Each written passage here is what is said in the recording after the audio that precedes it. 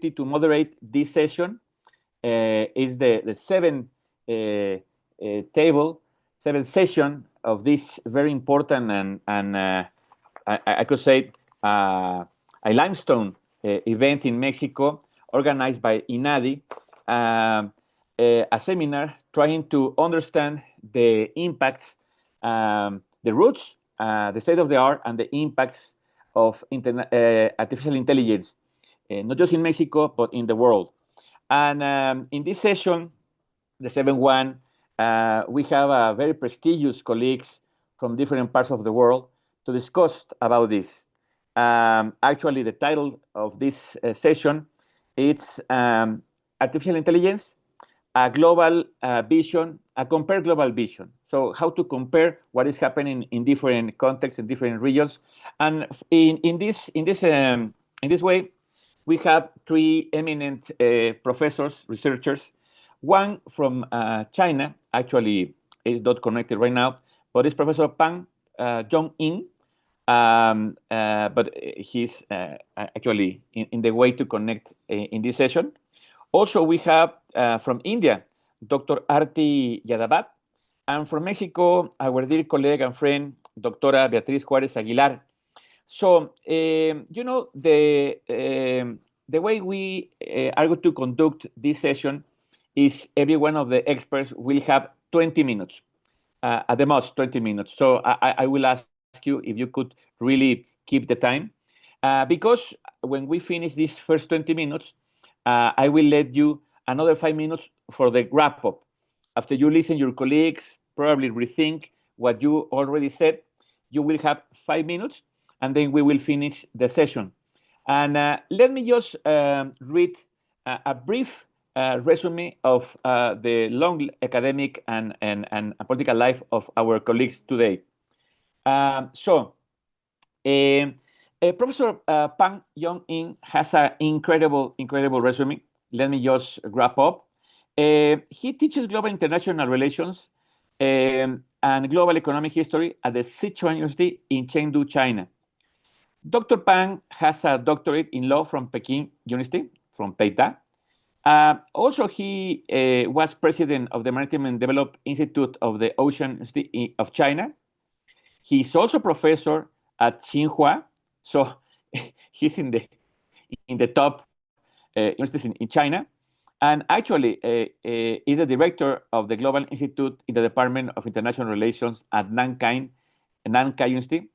Also, previously, he worked and was also a very important scholar at Renmin Daxue in China, where he was deputy director of the Division of International Economic Relations. Also, he has been working very close with the Institute of World Economics and Politics of the Chinese Academy of Social Sciences. Also, he has been working as a diplomat in the Embassy of China in Indonesia, and also in the United Nations Association on China and the China Reform Forum. His main research teaching areas include global issues, global governance, studies on Asia and Africa, international politics and economics, as well as diplomatic analysis. Also, we have Doctora Beatriz Juárez, Doctor of Law from UNAM, with a master's degree program in China at the Colegio de México, also my alma mater, and a fellowship at the Renmin University in China. She has taught at Shanxi University in Shanxi province in China and the graduate law program at UNAM. She has over 50 years of experience in multidisciplinary research on China as a regulatory center and is well-versed in China's legal, political, and academic system. She has published articles, book chapters, and presented papers at both national and international levels. She is currently preparing a book titled Introduction to Chinese Law. She holds an intermediate advanced level in Chinese, and I could say she's one of the top and probably not more than 3 experts of Chinese law, not just in Mexico, but in Latin America. And last but not least, we have the honor to have Dr. Arti Yadav from India, from New Delhi. She's a scientific professional with extensive experience in the analytical science sector. Dr. Arti will currently work within a boutique organization providing strategic support to 2 medical executives in managing their private practices. She's recognized for her ability to critically evaluate complex scenarios to deliver effective outcomes with minimal business disruption. Dr. Will has successfully led the operational transformation of both practices under her management, ensuring high standards of service and consistently meeting patient expectations. Her career combines technical expertise, strategic thinking, and detail-oriented management. Actually, she also works with one of the most prominent scholars, Dr. Badar Iqbal. Both supposed to represent, but Dr. Arti is going to be on behalf of also Dr. Badar. Well, without further ado, I will invite Dr. Beatriz to start with your presentation. Again, you have 20 minutes, and then we continue with Dr. Arti. Beatriz, the floor is yours.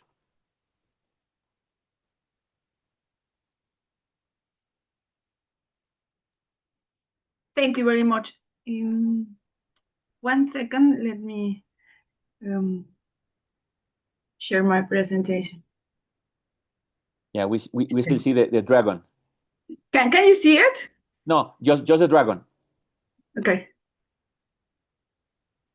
But by the way, before Dr. Beatriz start, yes. I will want to thank you, to thank Dr. Arturo Oropesa and all the team that from INADI that has been made this possible. So Beatriz, please continue.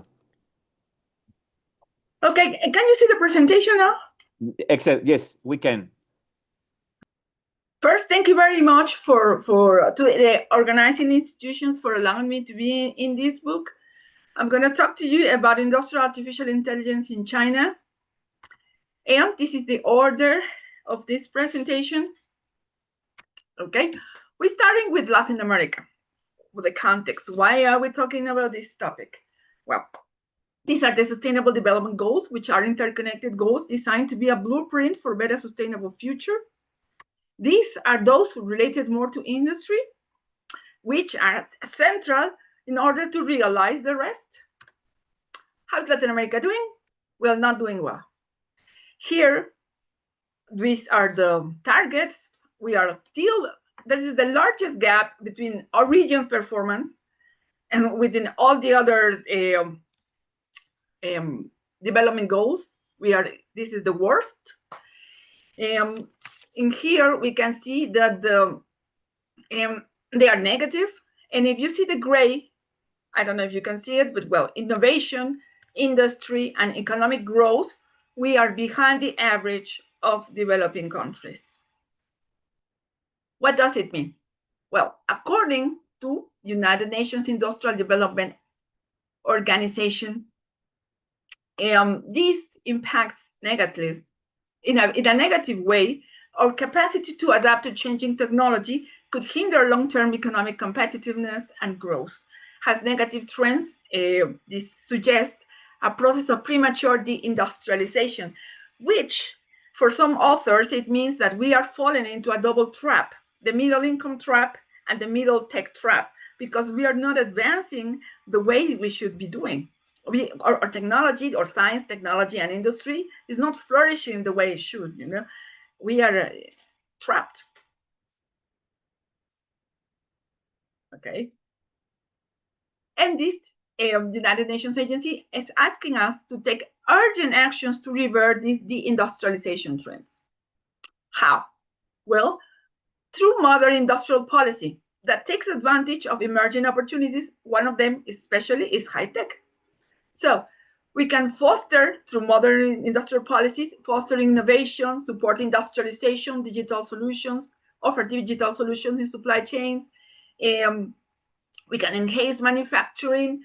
We can create new business models, and especially we need to take in account the transformation of micro, small, and medium-sized enterprises, because those represent 25% of our GDP and 60% of our formal employment. How to do that? Well, one way is taking advantage, the transformation of manufacturing, of the industry.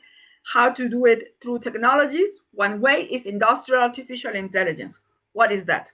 Well, that's a specialization of artificial intelligence for industrial environments. What's the definition? It's a systematic discipline focused on the development, validation, implementation, and maintenance of AI solutions in its multiple forms for industrial applications with continuous performance. The precision, they have zero tolerance for false positive negatives, late responses. It reduces human errors, improves operational efficiency, etc. It's very reliable because it's designed to meet rigorous requirements and standards. We sometimes know, like LLMs, like ChatGPT, they make this, they create information, they go nuts, they said, But in here, it's not possible because they should be very, very reliable. What about else? Well, what else? They offer flexibility because you can have greater customization options, faster response to market changes, automatization in workflows, etc. This contributes to intelligent and resilient industrial systems, drives profitability and innovation. For example, here we have a machine. It could be a machine, a robot, or whatever. No? If we have automation, it only does what you tell them to do, a predefined activity within specific rules in a limited number of scenarios. But if you have this same machine with artificial intelligence, which is industrial artificial intelligence, it will learn to recognize patterns within the data. It will learn from experience. It can improve future performance. That is the biggest difference, okay? They can actually solve problems, complex problems, within the range, okay? It cannot solve problems beyond the information and the data they are given. So, what about industrial transformation in China? Why China? First, we just have seen what they have done with the Made in China 2025. It's mandatory for us to see what they're gonna do for the next industrial transformation stage. Other reasons are because China is the only country with all industrial categories in UNA, United Nations Industrial Classification. It's a manufacturing industry that has been in the top position worldwide for 15 consecutive years. And they have several ways to address this industrial transformation. One of them is the new industrialization, a plan of 2022 that works on getting a greater level of scientific and technological self-sufficiency, looking for greater resilience and security in industries and supply chains, and wants to modernize the whole industrial landscape through information technologies in order to create new production and business models, new forms of economic growth. And late 2022, it was the presentation of the latest version then of ChatGPT. So I think it's the 3.5. And well, it created a revolution in artificial intelligence.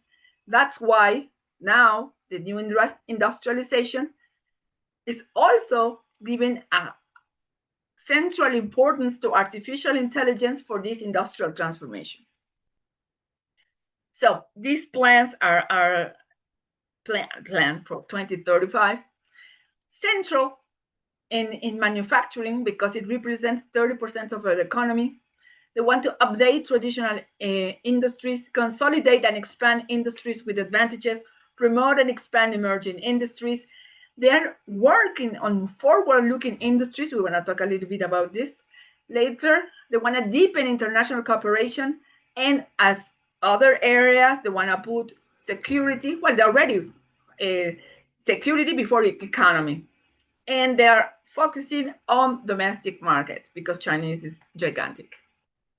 So, as we said, we have these industrial policies, but one particular kind of industrial policies, which are the industrial artificial intelligence plans or policies. In here we have, we selected for this chapter several policies. You can take a deeper dive if you want to in the book. But the industrial artificial intelligence is part of these policies. So these policies, some of our many that they are, were exactly selected because they combine manufacturing and artificial intelligence. So the first one here is guiding opinions on accelerating the transformation and upgrading of traditional manufacturing. This want to achieve a high level of intelligent, green, and integrated development is taking into account particular characteristics and needs of the different industries, and wants to integrate the entire manufacturing process and elements with artificial intelligence, big data, cloud computing, 5G, IoT. This is Internet of Things, which this is a Chinese concept. You know, in Western concept, it's industrial Internet of Things. Okay. Another one is the implementation and promoting innovation and development of future industries. This one, it wants to improve the resilience and security of the industrial and supply chain, support manufacturing with development and application of cutting-edge technologies and disruptive technologies. So they want to go to the next step, the ones that is not here yet. Using what? Industrial metaverse, humanoid robots, brain-computer interfaces, quantum computing, yes. And the targets are to create, to promote, to develop, and be the first in intelligent manufacturing, biological manufacturing, nano manufacturing, circular manufacturing. Another one is the action plan for promoting artificial intelligence to empower new industrialization. This one aims to coordinate high quality development, high level security with intelligent manufacturing. Here we have already security and development. Intelligent manufacturing is manufacturing plus all the new generation of technologies, especially artificial intelligence. Okay, we have the deep integration of AI with manufacturing as the primary means and application scenarios as the driving force, application scenarios of all artificial intelligence. They want to upgrade in an intelligent way key industries development. They want to develop smart products, strengthening high-level manufacturing systems. This one is the action plan for digitalization of manufacturing.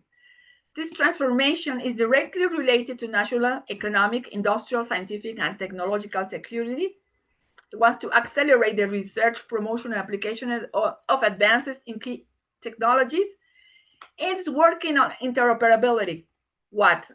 Of equipment connection, mutual recognition of protocols, creation of standards, and construction of platforms. They want to increase long-term support for the digital transformation of small, medium enterprises in China, in the whole system, not only the top, but also the smallest one, and also the large-scale equipment renewal and public services platforms. Okay, what are the challenges in implementing industrial AI? Well, according to specialized companies who do this, challenges in implementing industrial artificial intelligence, one particularly input that they need, like every artificial intelligence, is data, but they have a very specific needs for data with high quality. So it's very difficult for businesses to effectively collect, organize, and analyze data that is used in a good way for industrial artificial intelligence. So what China is doing about it, well, as we all know, China has already designated data as a factor of production. It has a huge huge numbers of policy instruments and legal instruments that address the data processing activities in industry, government, and the industrial data is establishing a hierarchical data protection system that's dividing data in different categories and giving different levels of protection to each, and also helps the companies to understand which data you should not share and which one you can share and you can put it into for the economic development. So right now, they're working on standardization processes, data markets. Another problem when you want to input industrial artificial intelligence is what to do with the legacy systems, what to do with older equipment that maybe could become a barrier. maybe be incompatible with what you need to do. Well, as we mentioned in the first plan, the government needs to recognize for a comprehensive upgrade of digital infrastructure and equipment of the entire industry, high-tech zones, industrial park. You can imagine this is massive. And they want to substitute this old equipment and promote the acquiring new intelligent equipment, software upgrades and replacement. What kind of stuff? Well, new sensors, advanced controls, and other intelligent components. But you can imagine the resources needed to change the other equipment in the whole industries in the whole country. I mean, it's, as I said, massive, but if there is one country who may do it, it's China. Now, workforce skills. We all know in artificial intelligence, they come a new group of necessities that precise the students to start from learning a lot of different stuff or to retrain workforce. And the state and also the companies, they should do this. And we see that within Chinese history, when they have this technological transformation, scientific and technological transformation, the education system has been central to achieve these goals. So I mean, here we can see the Ministry of Education is involved in many of these public policies related to digital transformation. And right now is calling for universities for support in areas that they consider that are central for this transformation, like integrated circuit manufacturing, AI, quantum technology, life science, energy, etc. And also they want a greater alignment of vocational education with industrial development. They have already done that, but they wanted more because, as we know, there have been so many changes. China is very, very fast adapting these changes. So the education system and the retraining of the workforce also is adjusting. And the universities are responding very fast also. Now, security and privacy concerns. If all your information, your central information is data, then protecting that data becomes a top priority. So right now they are strengthening its security. China is strengthening security for years already in a multidimensional way.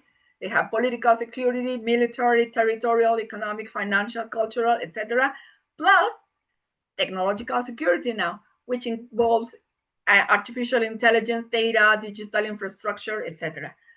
We have this, I know, again, a lot of policies and a growing legal framework that address these concerns, because one of these security concerns are these geopolitical problems, but another one is the cyber attacks, cyber threats. So now they're reinforcing the security, and they have very, very specialized instruments. For example, this one is a legal instrument called Data Security Management Measures in the Field of Industry and Information Technology, and this one was 2023. Another critical obstacle that was mentioned, by the way, in other presentations with this book, is how to do this transformation. Because the companies, they understand that they need to integrate artificial intelligence to their own working process, but how to do it, because not only they need a large investment, especially if you want like services from United States, proprietary systems of artificial intelligence that's very expensive. How to do this? So one instrument is called lighthouse factories. These are factories or companies where industrial artificial intelligence is a primary driver of development. And this one, they can show the way to others. How to do this? Well, in China, now they have been having from 2017 several public callings and examples and releasing lists and companies and research institutes that are leaders in the transformation through artificial intelligence. So these institutes, these companies, they show the way forward in AI. They give you the know-how. They give you, the the company or the research institute and the companies, the institutes around how to do this, how to apply. So we can see China is moving towards industrial modernization with the use of industrial artificial intelligence. But it's not the only one. We have here United States. We have the Stargate problem released in January of this year. We're working on infrastructure for artificial intelligence, but one of their objectives is also reindustrialization. We have this last American Dynamism Summit in March. They want to revitalize industry, technology, and defense, and they're calling for a great American industrial renaissance. Whether this renaissance is going back or going to the future is still to be seen, but I will guess that some part of it should be using artificial intelligence and should be with industrial artificial intelligence. So what are the perspectives? Well, as we know, China already has settled a legal frame for consumer AI, a governance framework that is very successful because it regulates and innovates, and now is focusing on industrial artificial intelligence. Now they have more than 4,500 AI core companies. They have more than 10,000 digital workshops and smart factories. And what about Latin America? Well, as we all know, we have very limited resources in personnel for artificial intelligence. So one suggestion that this chapter is making is, instead of applying to several possibilities like games or whatever, the state could coordinate to select specific sectors, important sectors, and apply the reindustrialization with industrial artificial intelligence. And China can be our lighthouse, or United States, because we need to know how to do this. Well, that could be an option. That will be all. Thank you very much. And this, for example, is a coding toy for kids from 3 to 5 that is in China. Thank you very much. Thank you very much, Beatriz, for your remarks and your presentation. And of course, as you mentioned it, and I think I forgot to do it. It's part of a presentation, the book that is already written, and the audience could actually read deeply about your presentation and the other authors in this book. Thank you very much, and we will have discussed what you already said. And now we would like to invite Dr. Arti Yadav to also share with us your insights. If you could actually open your PPT, the floor is yours. Excellent.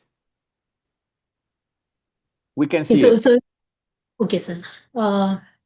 Thank you so much. Thank you for the opportunity to present. This presentation is basically part of a chapter which is in the book itself. And I'm honored to be here on behalf of Professor Badar Alam Iqbal to present this. Okay, so let me start. Just a second. So my presentation overview is starting with the context, and then I'm just going to give you the overview of historical perspective of AI in the case of India, and then some key sectoral developments. The major focus is going to be health, agriculture, and the education sector. And then the core challenges I'm going to talk in the sectoral description itself. And finally, the basic recommendation or the outlook which this particular chapter provides in terms of addition to the book that I'm going to present. So coming to the historical perspective in terms of the artificial intelligence presence in India, it's kind of different from the West, because India has been in making substantial and impressive progress in AI across sectors like healthcare, education, agriculture, transportation, and finance. So the perspective basically started in terms of AI journey when the Center for Artificial Intelligence and Robotics, that is also known as CAIR, in the year 1986 itself, which was under the Defense Research and Development Organization of India. And with this, the focus towards the AI started, and later on, the government of India came up with the national strategy for the core focus on this particular aspect under the policy think tank of its, that is the Niti Aayog, and they came up with the idea of hashtag AI for all. So this particular aspect is basically a paradigm shift towards how India approached towards AI. And this experimental perspective is basically in terms of inclusive economic and social development. And the idea of this particular AI milestone, which has been achieved from 1986 to 2025, is majorly in terms of the different sectors. And when I'm talking about the different sectors, its major focus is in 5 sectors. That is your healthcare, agriculture, education, smart cities, and mobility. That was the major idea. Along with that, private sector of India also focused on the development in terms of IT giants like Infosys, TCS, and Wipro. They have made major investments in AI in the recent years. Also in the previously, they worked on the development perspectives, and there are so many startups which are entering the fray. Okay, so especially edtech, agritech, and health sector, and along with that, you will see that over the years there has been international collaborations of India, which are growing in terms of nations like Japan, UK, US. And the idea is not only in terms of the growth perspective, that also include that AI in ethics perspective. Okay, and then research exchanges and joint innovation. That was the major idea when we talk about the AI scenario in the context of India. Now coming to the healthcare, the kind of development which has been seen recently. So India's healthcare system faces several structural challenges. That challenges is basically because of its demographic perspective. So it's like high patient to doctor ratios or inadequate rural health infrastructure, delays in diagnosis, etc. So for this, the artificial intelligence is emerging as a power equalizer by improving diagnostic perspective. So for this, there is this one particular standout example, that is of Q.AI, and that is in terms of TB detection. TB detection is basically tuberculosis detection. So this particular aspect is to interpret chest x-rays, and this tool has been used in one of the states, that is Maharashtra of India, as a part of public health project. And this collaboration comes along with Vadvani AI to detect this particular disease, which affects millions in India annually. So now what makes AI solution a game-changing perspective for India's healthcare sector? That is the major question. So instead of relying on overburdened radiologists to interpret each X-rays, this has been found that the AI system analyzes them in seconds and flag potential TB cases with an accuracy of around 90%. So this is the kind of accuracy which the AI is giving.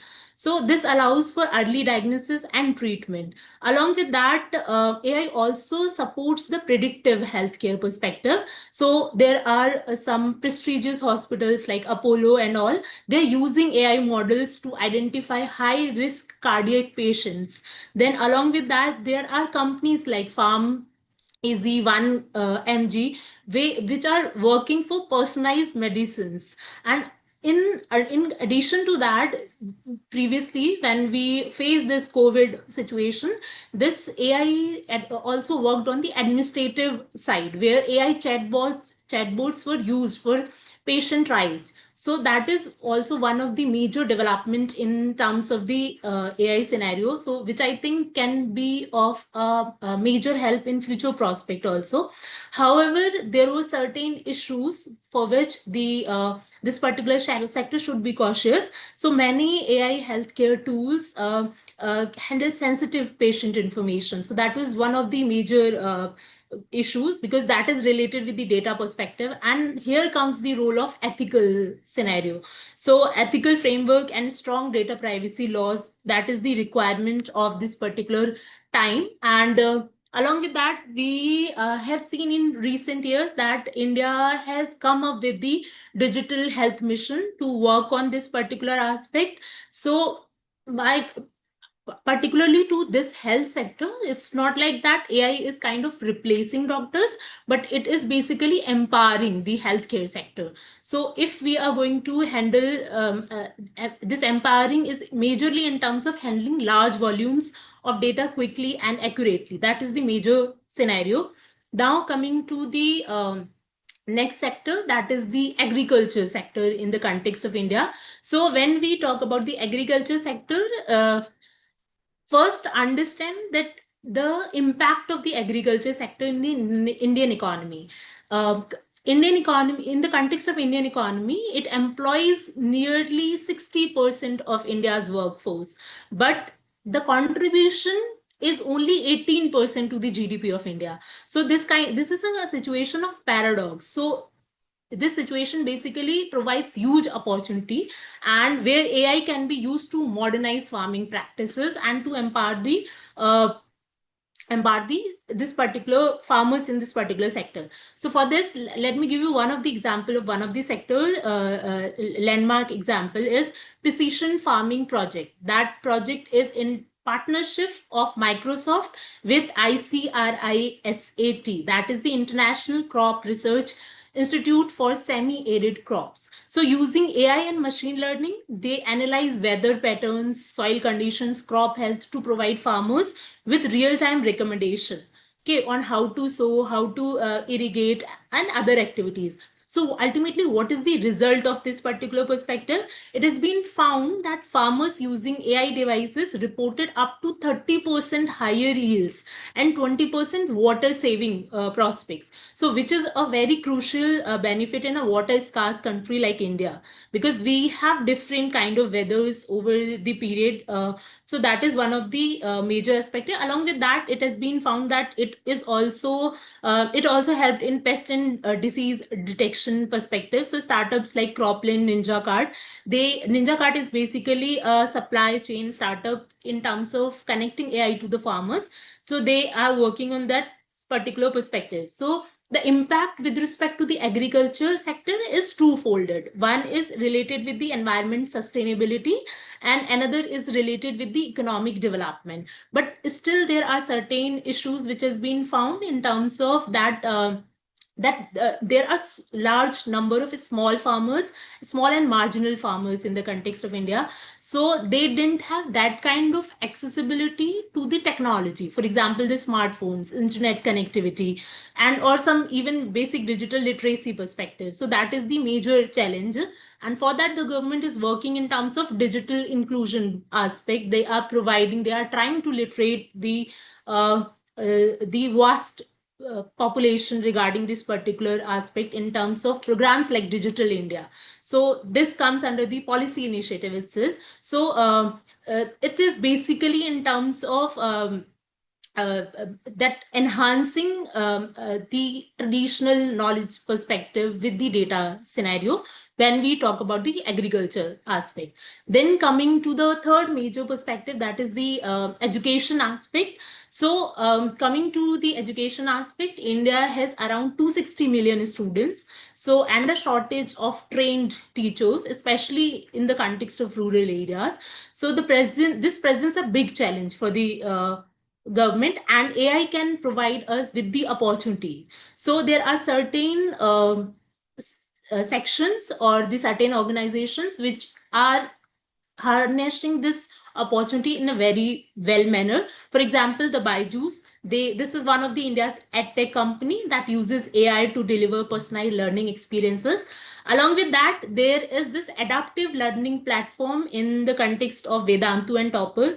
So they are like changing the level of quizzes and tests as per the requirement of the student and as per the development of the student learning aspect. Along with that, there are AI chatbots in terms which came up from prestigious institutions, education institutions like IIT Bombay. So it is known as ASHA. So which basically answers the academic queries, explain concepts, and this facility is kind of 24/7. So that is also one of the major developments. And along with that, it has been seen in recent years that this AI is also coming up in the administrative part of the education in terms of grading, assignment, monitoring, attendance, and other activities. So that is also one of the major perspective.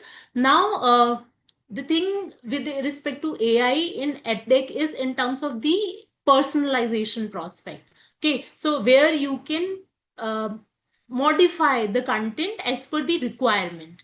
But there is this one challenge, which is in terms of the digital divide, which I've already told you that is major concern with respect to other sectors also, like the agriculture itself, because many rural students don't have access to a reliable internet or smart devices. So that is the major problem.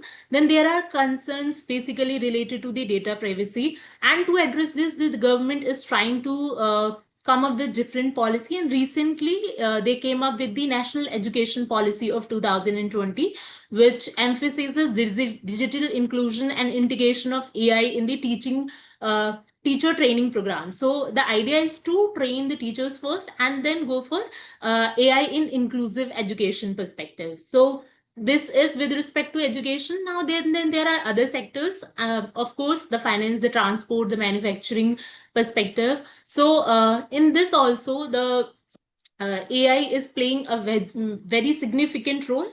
It is transforming how the banks, how the financial institutions are functioning. So either in terms of the chatbots, either in terms of the fraud detection perspective, in terms of the transport aspect, India's cities are infamous for traffic congestion. That is the major problem.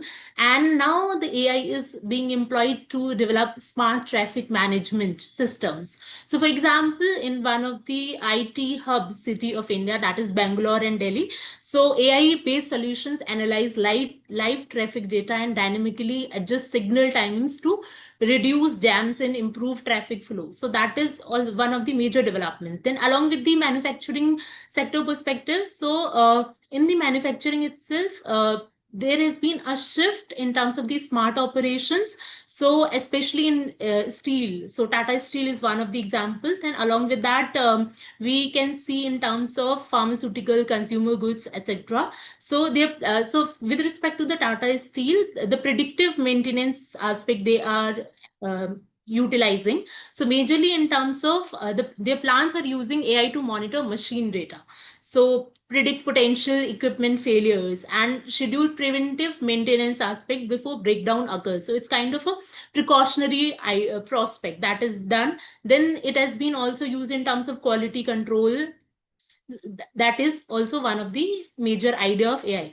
But beyond these, AI is also entering in the e-governance perspective. So state governments are experimenting with AI for predicting water demand. So it's like, because India is hugely populated or highly populated right now, so allocating resources and detecting tax frauds. So that is in terms of the e-governance aspect on which this particular sector is working or helping a lot. But while these developments are promising, they also raise important questions about data ethics, job displacement, and algorithm fairness. So that is also one of the major, because we all know that when we talk about the AI prospect, it's kind of started coming up some kind of biasness, because they used to monitor the behavior perspective using the different kind of data that has been put into that particular system. So that is one of the major challenges. So coming to the core challenges perspective, even though I've already talked about in different sectoral ideas,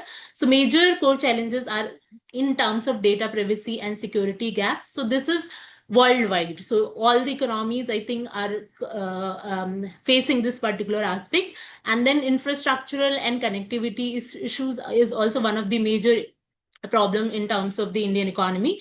Then there is a skill shortage, because in the context of India, AI need the skilled workforce, but there is gap and there is shortage of professional skilled in AI, machine learning and data science. So that is the one of the problematic perspective. And then finally, the ethical concern, because when we talk about AI system, as I already told you, that it is a trained system which is based on certain data and that can amplify societal prejudices. So the prejudices can be in terms of hiring, credit scoring, or law enforcement. So that is the major concern when we talk about the core challenges aspect. And based on these core challenges, some lessons can be learned. So lessons are basically in terms of what measures can be taken.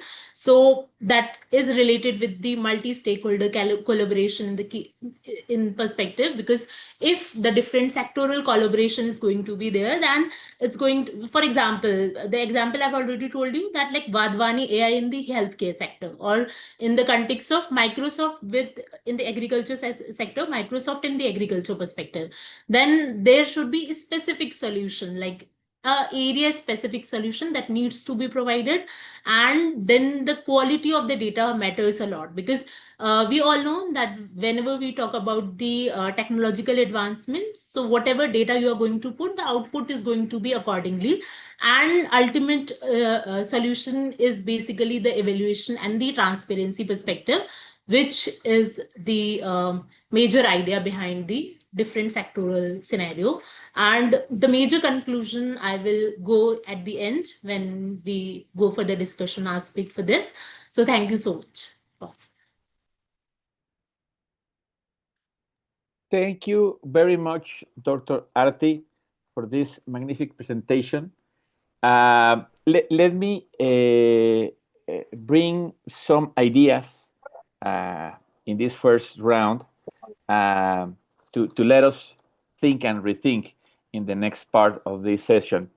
On the first hand, Dr. Beatriz has explained the advances that China has been doing in artificial intelligence as part of a very broad plan made in China 2025, and some other, of course, plans before the 5-year plans that has been actually targeting to be a champion in artificial intelligence.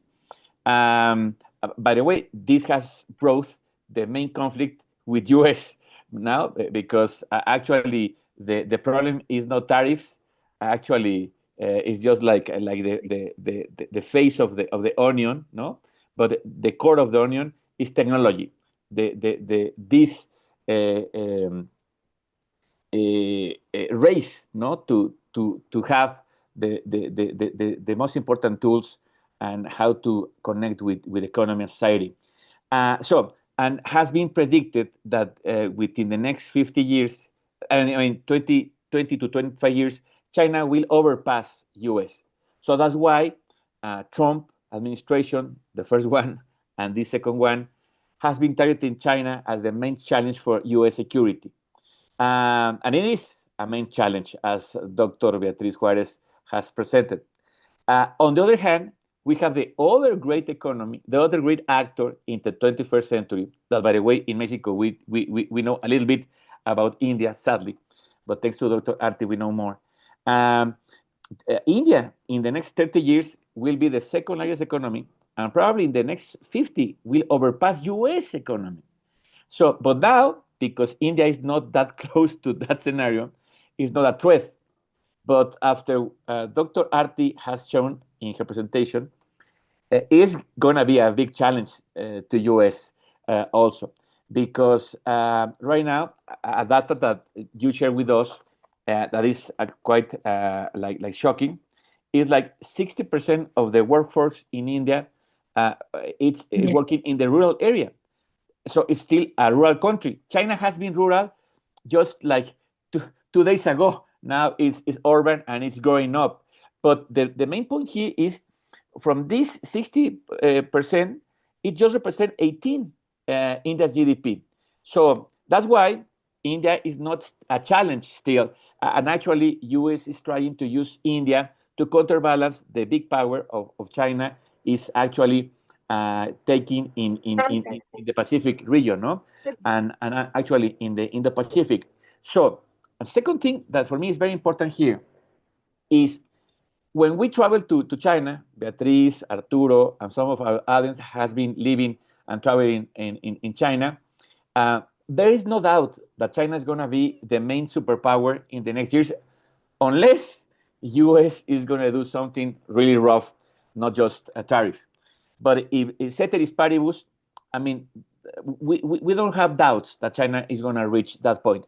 But when you travel around India, there are some doubts because Dr. Arti mentioned it. Still a rural country, cities are really chaotic. New Delhi, it's a challenge to drive in, or to try to walk and cross the streets. And actually, some of the problems like the environment, the weather. But when we learn from you that actually India is giving these leapfrogging steps through intelligence, artificial intelligence, and some other technologies. Now you can understand why this forecast that India is going to overpass US and is going to be one of the main actors in the next future. So, and also both of you actually contemplate and explain the challenges of IA. One of them is ethics, of course, no? A lot of people are really main concerns. There are a lot of TED Talks, seminars around the world, the challenges, no, the dangers of using and depending so much in artificial intelligence. But on the other hand, uh, and this is like my final remarks here is for a developing countries as Mexico, as in Latin America, as Dr. Beatriz pointed out perfectly, we need to focus on this. And of course, in parallel, we have to maintain this discussion about ethics and the collateral effects of getting artificial intelligence in our society, in our economy, in our government. But we have to actually work. And with this, it's very clear that Mexico, and I just remain here in our country, we need to work really close with China and with India. And right now, sadly, our government, because what we are, suffering, facing with Trump administration, we are focusing more in being connected with North America and still roughly with Europe, but almost nothing with East Asia and the Indo-Pacific, particularly with India. What is a big mistake, and thanks to this really important effort from INADI, from Dr. Oropesa, from this book, we actually are clear than more than ever that this is the future of Mexico. And to do that, we need to make efforts and specific targets and specific objectives we have to manage. So I will ask you, if you allow me, in the next part, in these 5-7 minutes that I will ask you to talk about this, is first, which is the main challenges that you foreseen to be actually keeping this path? Because as you mentioned, both of you, one of the challenges are skilled labor. Still, there's a lack, probably more in India, but also in other countries like Mexico. And the connection between what the private sector needs and the education system provide. In Mexico, is a big challenge, probably I could say a failure. And also, what you mentioned, Dr. Arti, the collaboration. I think what you presented, this specific experience with Microsoft in agriculture, is something that we have to look for. So, what do you think should be the next steps on that collaboration? And also, in terms of geopolitics, which are going to be the main challenges going to this path in the next future? Because on the one hand, it has been shown that it has been helping social problems, health problems, food problems, health problems, but on the other hand, it's also bringing some other problems because this is not like small and medium enterprises. Is more related to big enterprises, most of the time. So how to create an environment, an ecosystem that small medium enterprises could actually benefit from this new frontier of technology. And finally, if you can give us some perspective, some scenarios that you foreseen for these projections. So we can start again with Beatriz and then follow with Dr. Arti, if you allow me. Well, I was thinking also about small and medium enterprises. And one way, well, if you have, for example, these proprietary models from the United States, they are excellent. They are top of the world, literally. But they are, I would say, extremely expensive to use because for small and medium enterprises that had no idea how to integrate, they had the tool, but they don't know how to use it. They don't know how to collect their data in a particular way that is useful for the industrial artificial intelligence to apply it. So we need to and for example, following the Chinese example, they not only the government is here and the enterprises over there, they give the whole connection. That's the difference, I would say, with Latin America, with Europe, that the government coordinates all the academic circles. They also coordinate all the industry circles. For example, the Chamber of Commerce of Shandong and the Chamber of Agriculture in this and there. No, all these groups of companies, they get together and they work for intra-industry cooperation, intra-industry standardization, and in the intra-industry sharing of knowledge and sharing the know-how. So if my province, for example, Huicho has no idea how to do it, someone from a more developed area can go and share knowledge, and the chambers of this place, they get together and they tell their own members how to do it. And for example, we're talking about Latin America, we have the proprietary models from the United States that, other than these corporations where they take away the data, they use it. We are the providers of data.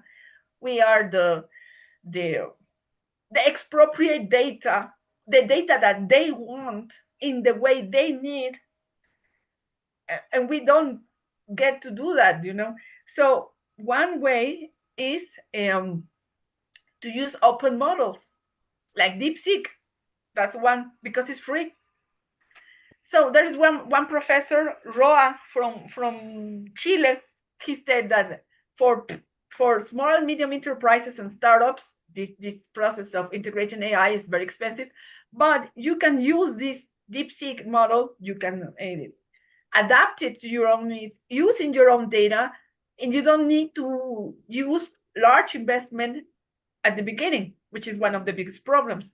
And also, it's a way to socialize this technology, to democratize, to share it, to make it available, not only to be there at the top of the rich, the knowledge producing countries, but also to share it with developing economies. So that would be one way. If you want, we can talk about the geopolitics in the next. In the next session. Excellent. Thank you very much, Beatriz. Very interesting, and totally agree with you. There's the open models, and actually a new road that China has been put for everybody. Very interesting. Dr. Arti, please tell us what you think about this specific topic? Thank you. In the context of the challenges perspective, because of the huge population of the India, and there is a divide, digital divide, that is the main problem when it comes to the AI scenario. So that is kind of creating issues. And when it comes to the small and medium enterprises, the government is working a lot in terms to empower them, but still there is a knowledge gap which has been seen in recent years. There is a project which I've given to my students in the last year itself, and it in the context of Delhi, because Delhi is one of the city of India. It has been found that most of these small and medium enterprises person, they didn't have the knowledge in terms of how to extract the financial help from the government policies itself. So that is also one of the challenge which has been seen. So when we talk about certain issues, and then how the AI is going to be incorporated, so that is one of the problematic perspective which I have seen in real prospect. Then along with that, it has been seen that there is this infrastructural gap when we talk about this AI scenario, because we talk a lot about the infrastructure perspective, but there is lack of AI ready infrastructure in the Indian context, and that is the need to develop the same. So high speed internet ho gaya, local data centers, and access to cloud platforms. So that is the major perspective that is being seen in terms of this. Then as the Professor Beatrice said, that the data protection, that is the major problem in terms of each and every economy, I think, when we talk about the advanced technology prospects. So because we have huge data, but how to protect that particular data, that is the major concern. So the content usage and storage and deletion aspect, so each and every thing that should be taken into consideration. Along with that, because I already told you that there is a skill gap in the context of Indian population. So when we talk about skill gap, so that need to be developed, and that is going to be developed only through digital literacy platform, which is there, but it is not that much widespread. So that is also one of the major concern. And along with that, when we talk about, there is this another question of yours related to the global collaboration perspective. So India is working for the same, and it's kind of trying to find out the prospect in terms of collaborating internationally. So for that, it is right now working with the nations like United States, UK, Japan, European Union, and major areas which the India is covering is in terms of joint AI research, data sharing frameworks. They are working on that. Then standards setting in AI ethics. So ethics is already a part of international collaboration prospect. And then along with that, there is this student and researchers exchange programs. So basically, the idea is to provide an insight about what is going in another nation and your own nation, that should be in sync prospect. And then for example, let me give you one of the examples of India and Japan. They are working on AI for disaster resilience. And while India and UK is work to agreed on healthcare and cyber security. So this kind of different sectoral collaboration India is working. So I hope that in future, the collaboration with respect to other nations which are having potential for the major advancement is going to be there in the context of the Indian economy. So that is, I hope I have catered to all the questions. Totally, totally, and beyond. Thank you very much, Dr. Artin. It's very interesting what you already share in this part, because on the one hand, um, we are moving, no, and it's part of the previous seminars and books that Dr. Opesa has organized and actually published, discussing the preview of this is the fourth industrial revolution. No, we are in a new world economy, in a new tech revolution, and if before there were huge gaps between the rich ones, the poor ones, the one that has the technology, the one that has not the technology, now this gap is getting bigger, deeper, and it's terrible. for the world development and the humanity. And but now we also have to change our view.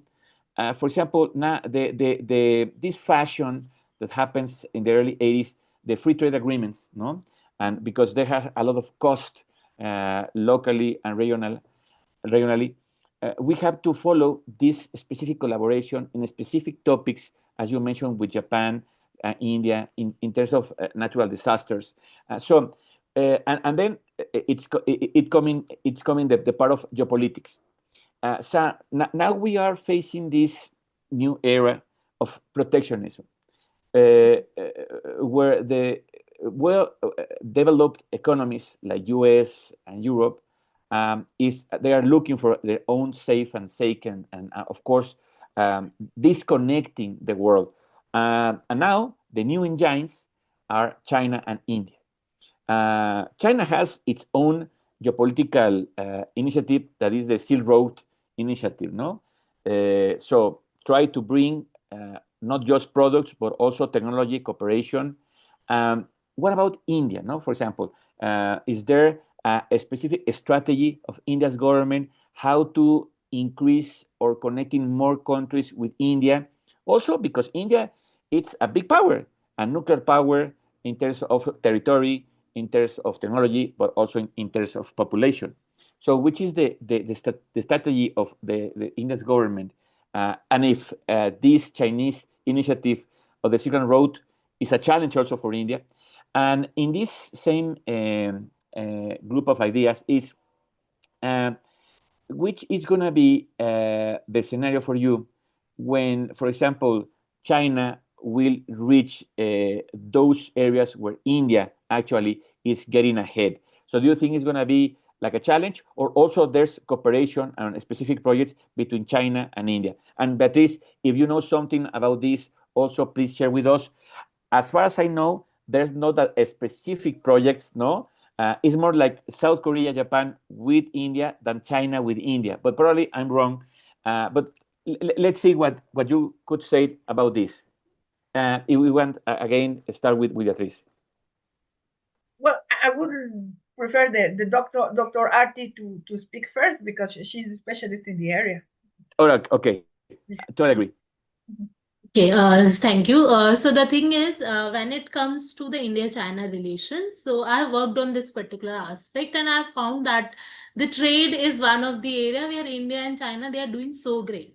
Okay, so in terms of the trade prospect of India with China, so it comes in the top 10 nations for the India. So trade prospect terms, if we are going to look at that perspective, so they are working very well. So because and they have their own beneficial perspective over that particular scenario. But in terms of the specific programs related like Silk Road Initiative and something like that, so I don't think, based on my own knowledge regarding this particular aspect, that India is having such kind of thing. But India is having a strategy which is related with different nations. So it's not restricted to a particular program, particular approach. So it is having associations in terms of different aspects. So it's kind of trade agreements, or in terms of economic development, if we are going to talk about. In terms of AI, it's just kind of started working on that particular perspective. So the examples which I've given you, Japan, UK, USA, so with respect to the specific sectoral scenario, they are working. That is the major thing, but there are opportunities for which India can work for. So it can be in terms of the OECD, that is Organization for Economic Cooperation and Development, the G20 perspective, for in which there are different talks regarding the different kind of collaboration. And I think I've studied somewhere that AI is also right now part of such platforms. So that is one of the thing. Then UNESCO, and then there are other collaborative platforms where India is kind of working toward it. But I don't think I have studied that certain kind of specific research, because right now the main focus which I've seen is in terms of literating its own people, in terms of that managing the gap of digital divide. That is in existence in the nation. So that is the major vision. Well, Thank you, Dr. Ortiz. Please, Beatriz. As far as I know, well, they had a good exchange of technology companies of artificial intelligence, for example, apps in Chinese apps in India, because these border problems, they were interrupted. So many of Chinese apps were rejected from app stores in India. But I think that, well, they already they made amends. So I think if they work together, I mean, the possibilities are infinite, because as a member, both members of BRICS now, they are creating, when they're constructing this some work around artificial intelligence. They are creating meetings, especially about artificial intelligence. They're working on standards, on creating their own position about guardrails for artificial intelligence, the future development. I think if China and India make surpass all the particular issues and get together, their collaboration would be, I would say, and maybe it's overstated, but it would be the most important collaboration in the 20th century for the world, 21st century for the whole world, because just the percentage of people that belong to these two countries within BRICS, I think the possibilities are huge if they don't let external actors, mainly the United States, meddle in them, because obviously United States, they want to retain the status as a technological power, and they don't let China now. I mean, I was saying that the Chinese governance system is very successful, because even though they have the biggest technological power, United States, against them, and creating legal instruments against the development specifically of Chinese artificial intelligence. Chinese artificial intelligence is booming, and especially in innovation. If you can do this, and China's still working, and then when India I believe that when India arrives to a certain level that also scares United States, they're going to find a way to go against India.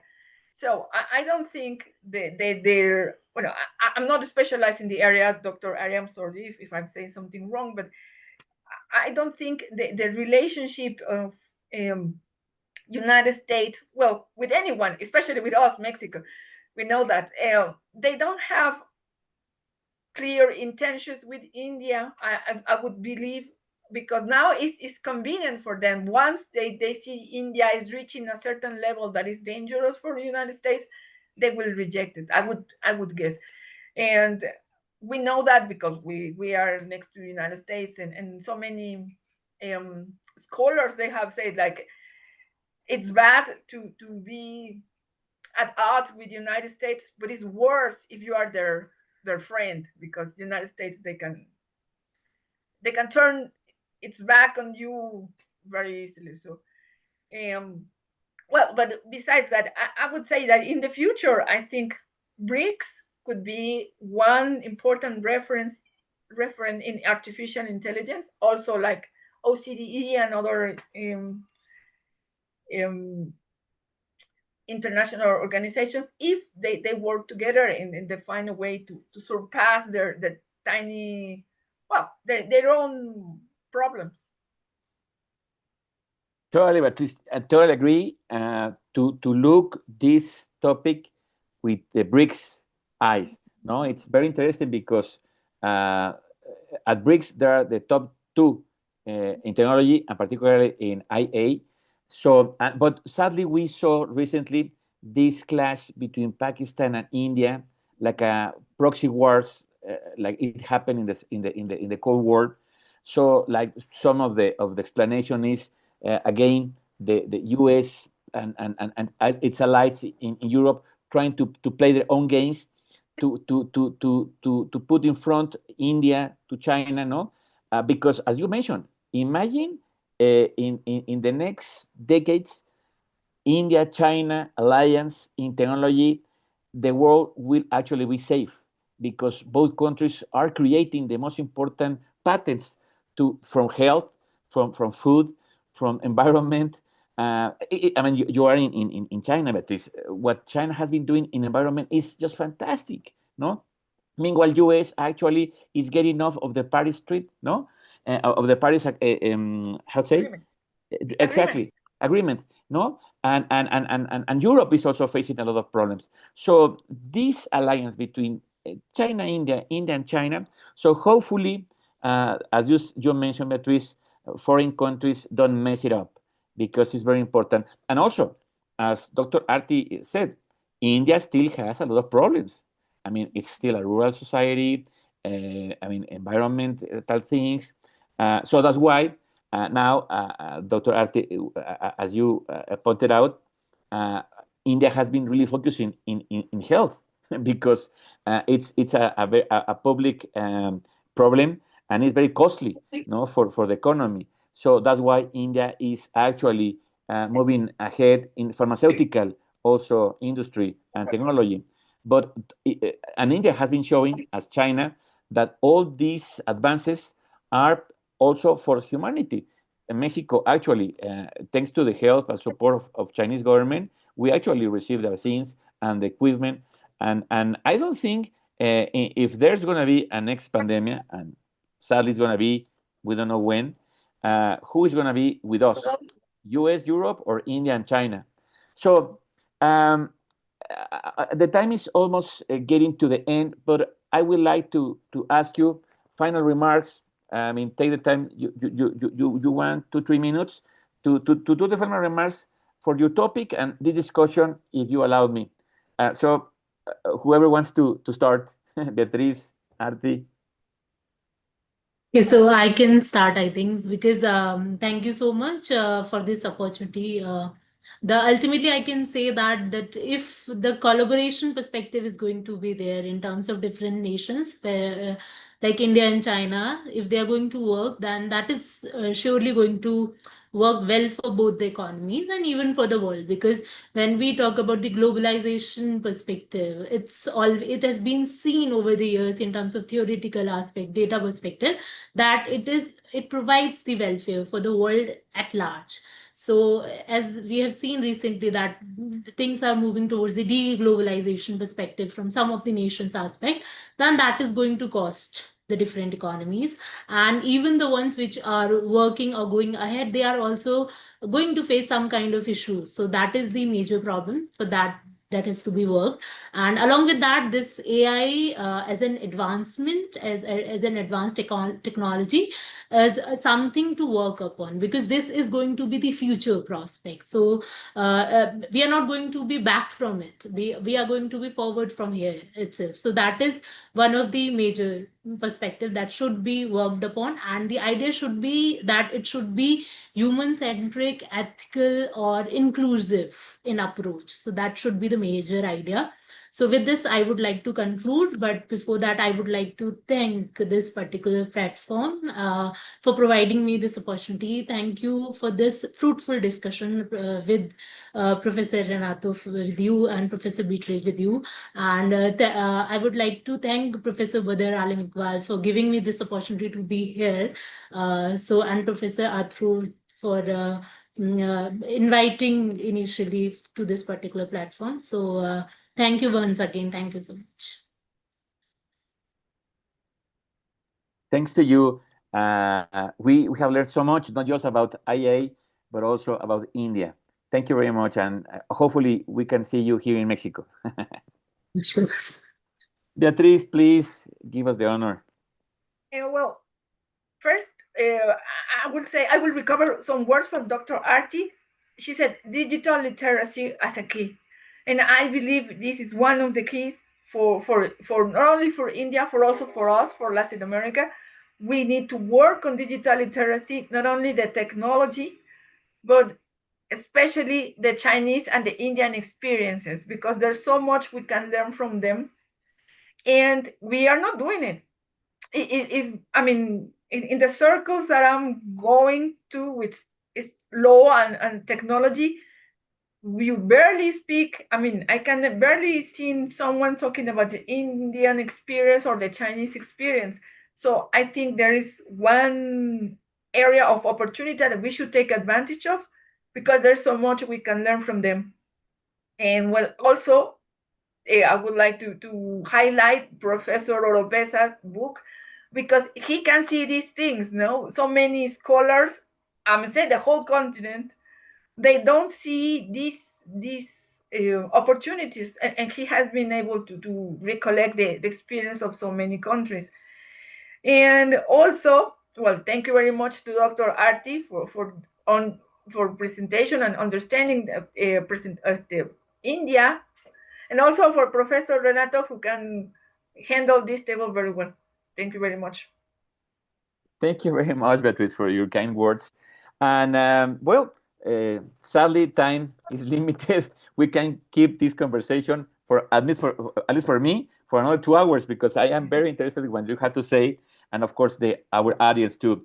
But thank you very much, everybody, to share their ideas, and we would like to remind you that the last session, Mesa 8, session 8, is going to be held in next Tuesday, 17th at 11 o'clock. So please don't forget to schedule in advance the last session. And this has been a very interesting and very profound effort conducted by Dr. Arturo Oropesa and INADI, of course, because we have been learning from 30 different experts in different areas. So this has been a huge challenge, as Beatriz mentioned. No? You have lawyers, you have technicians, you have geopolitics experts in different disciplines. To put together and to try to explain this has been a fantastic effort and endeavor, as Arturo is always doing. And we have to thank him and his colleagues. And well, without further ado, Arturo, I don't want to take more of your time, and our colleagues, if you want to say something to finish this session and to end this particular mesa. Only my deepest gratitude no, for all this excellent talk. No? We learn a lot of this talk that is not only artificial intelligence. No, we talk about BRICS, we talk about India, we talk about China, and all is the same. All these items are the same. No, these efforts for the future. And thanks a lot, all of you. Please say thank you, Professor Badar. Our gratitude for him and for you, Professor Ati, and Betty. Thank you so much. And of course, our manager of this table, our captain. Our deepest gratitude for all of you. Thanks a lot. Thank you. We see you next